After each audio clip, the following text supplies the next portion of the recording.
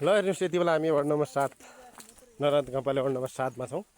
यो पुरानो हाम्रो हेर्नुहोस् पुरीवन भन्ने ठाउँ हो। यो चाहिँ अत्यन्तै रमणीय छ। यहाँ हामीले बाल्यकालमा हाम्रो भैँसीहरू चराउने ठाउँ हो। ल हेर्नुहोस् कति रमाइलो छ। आहा कति उडाट लाग्दो रनवनहरू छ हेर्नुहोस् है। ल भैँसीहरू हामीले यहाँ सबै तार्या फुर्की चेटे सबै भैँसी हामी चराउँथ्यौँ। कति याद आएको ठाउँ छ है। ल यो चाहिँ हाम्रो पढेखान हो। यो चाहिँ बाजेको पुर्खादेखि हामीले यहाँ घर लाउने काम हाम्रो यो पढेखानबाट ढुङ्गाहरू गाड्ने चलन थियो। हेर्नुहोस् कति रमाइलो ठाउँ छ हेर्नु त। कति रमाइलो छ हेर्दाखेरि है। सुन्दर छ दृश्य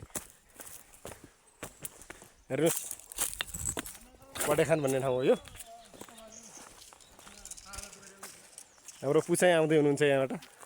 उता उहाँको घरबाट हामी आएका थियौँ अग्रैनीबाट है।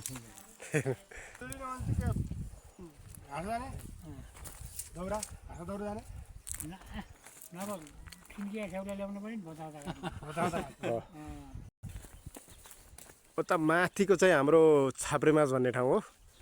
हेर्नुहोस् यहाँको जग्गा हेर्नुहोस् त्यो रमाइलो छ नि। हाम्रो चाहिँ बाजेको पुस्तादेखि लिएर बुवाको पुस्तासम्म हामीले यो ठाउँमा बिताएका थियौँ। रमाइलो छ हेर्नुहोस्।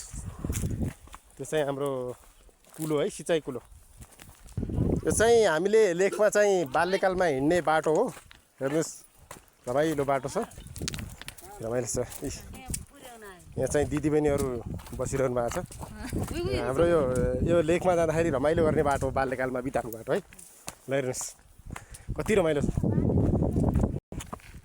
ऊ चाहिँ तलको खोला छ नि, त्यो खोलामा हामी चाहिँ विगतमा तातो हुने गर्थ्यौँ। हामीले पुस माघमा नुहाउने गर्थ्यौँ।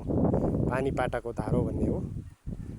यता रमाइलो छ ठाउँ है। हेर्नुहोस्